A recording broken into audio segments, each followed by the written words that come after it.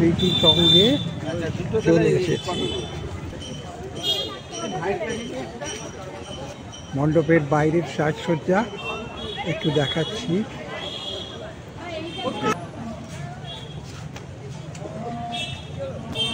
এবার ভেতরে ঢুকবো।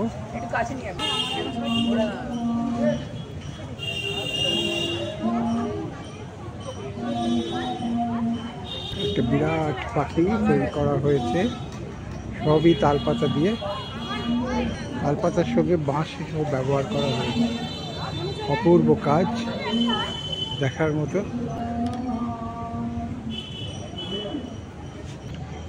ছোট ছোট বাঁশের ঝুড়ি দিয়ে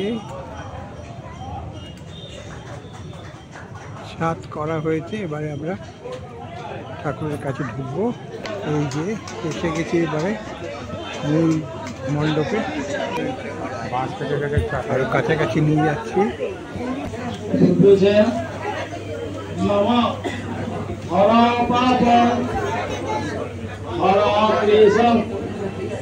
মণ্ডপের দুই দেওয়ালেও অনেক বাঁশের কাজ, মতো বাঁশের কাজ।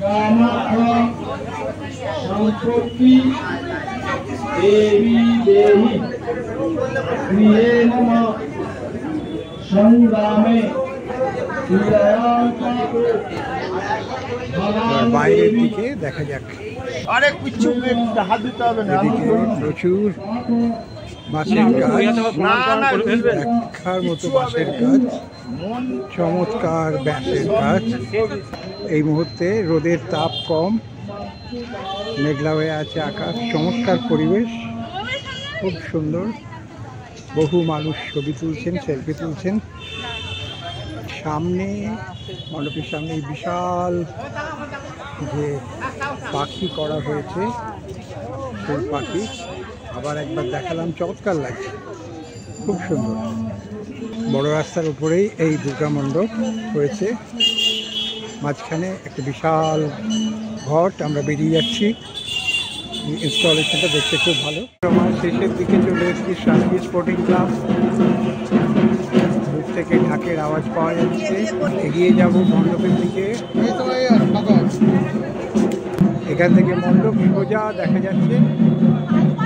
আমরা এগিয়ে যাচ্ছি, মণ্ডপের মধ্যে ঢুকতে চলেছি।